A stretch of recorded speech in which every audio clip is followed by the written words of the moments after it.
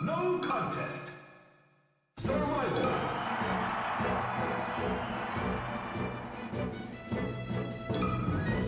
Ready? Go!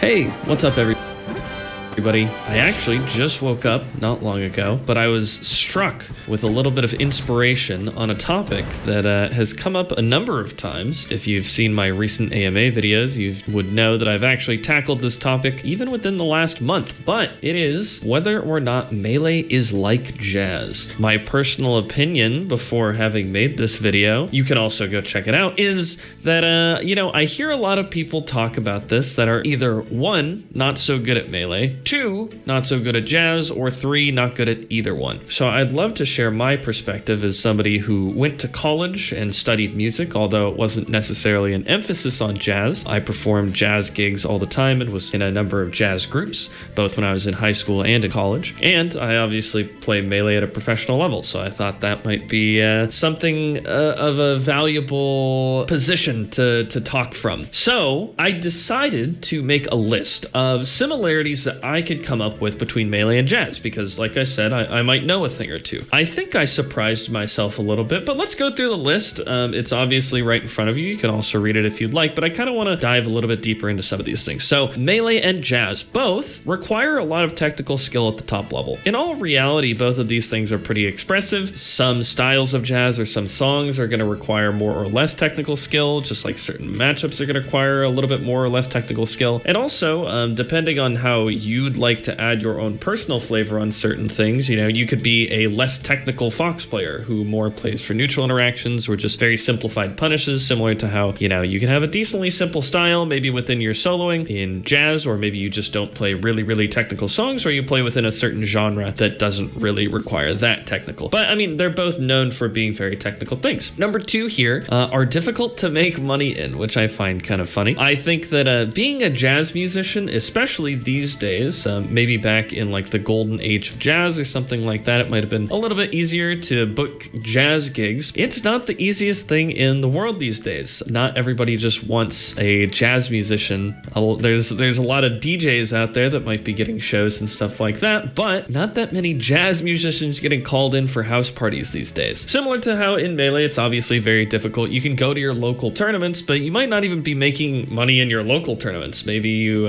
kind of just have to be a professional in these two fields to really start making or earning a living in this sort of work. Number 3, they are both known for having some amount of improv. This is kind of where my thoughts diverge from a lot of other people's thinking on this matter. So jazz for sure is defined by improv to some degree. Again, some styles or songs in jazz have no improv. Classical music actually had tons of improv. That's something a lot of people don't know. So jazz wasn't necessarily the genre of music that somehow, started doing this improvisational musical technique and just completely changed the game. But obviously it's known as a key defining feature within a lot of jazz music. Similar to Melee in a way, where a lot of the game is unknown and it's very expressive in the sense that you have a lot of control over your character and you can do a lot of things with your character, and it's almost always going to be in response to your opponent. And since there are so many different varying percents that end up happening within Melee, a lot of times certain combos aren't going to work at 65 if you start with an up tilt, but would work if you hit them at, 62. Even that small difference might change the way that you might have to combo somebody, and recognizing that in the moment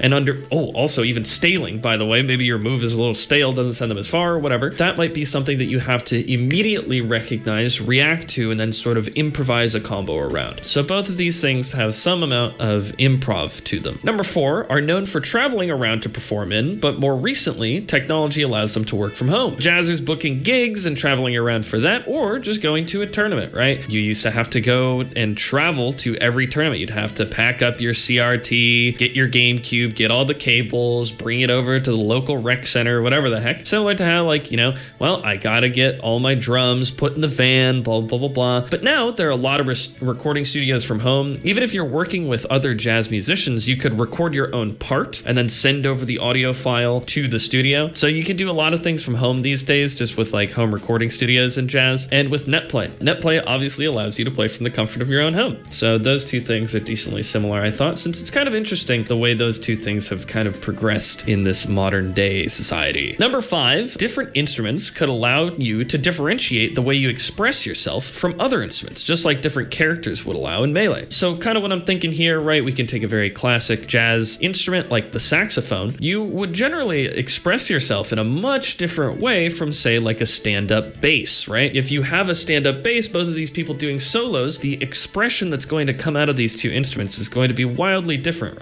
right? Like the timbre that the two instruments are creating, even just the octave range that these two instruments are going to be able to reach are going to be different. Similar to Melee, right? Different characters would allow you to express yourself in a different way, right? Fox is very fast and has a lot of momentum moving forward. Falco is kind of a bit slower, but has good projectiles. Captain Falcon doesn't have very good ground normals, but can combo really well in the air and get big starters off of his grab. These characters kind of, in this genre of jazz music or Melee, you have a lot of different ways to express yourselves, but even within the characters or instruments, you can even specify that amount of expression. Number 6 here, different styles of jazz could be like a different style in Melee. So there's a lot of different styles of jazz or subgenres, if you'd like to call it that, of jazz, right? There's I want to say double time swing, but so there's a lot of really fast, bebop could be a subgenre of jazz that you might think of, would be totally different than elevator music jazz, right? And in Melee, there's a lot of different styles that you could do, right? Even with the same characters working within the same, physics engine, you can be more aggressive or more defensive. Number 7, playing different people in the same matchup could be like transposing a piece of music into a different key. Any high-level jazz musician would tell you that being able to transpose a piece of music is very, very important. A lot of times, if you're with a professional group of jazz musicians, they're going to say, let's do Autumn Leaves in A, right? And then you're just going or whatever, right? And you would be expected to keep up with that. And it's very similar to how maybe playing a piece of music would be like playing a matchup, right? You have a certain game plan you're going to go for, blah, blah, blah, blah, blah. But different people are going to force you to play the matchup in a slightly different way. And I thought that there was some amount of similarity here. Maybe I'm reaching slightly on this one, but I thought it was interesting because I actually do think that transposing is a very important part of being a jazz musician. And I think that being able to kind of change the way you end up playing a matchup is also very important in Melee, sort of responding to your opponent, right? Number 8, a sense of rhythm is very important in both. Something that was very hammered into me both in high school and in college from different teachers was that like your solo, the notes that you hit within a solo could be not so great, right? But if you have a good sense of rhythm, you can in general just like get away with it. We actually did an exercise in high school where we had to pick 2 notes that were within the scale that we were playing in. We had to pick 2 notes and we had to make a solo out of just those 2 notes, which was kind of fun for me. But rhythm in Melee, very obviously important, right? You have to time things correctly, otherwise it's not going to end up working for you. Like, even if it's shield pressure, whether or not it's a combo, an edge guard, or whatever, that rhythm is very, very important. Number 9 here might be sort of reaching, but I think it was kind of cool to bring up. Being nervous when performing each can cause mistakes, but occasionally you can lean into those mistakes and make some beautiful moments. I think that if you just, any Melee player, right, even like a lower mid-level player, I'm sure you've had tons of moments where like you mess up, but it turns into this like offstage scramble, you manage to win the scramble, and you end up killing your opponent in a way that you never would have, right? Very similar to how in music, or in jazz more specifically, let's say that you're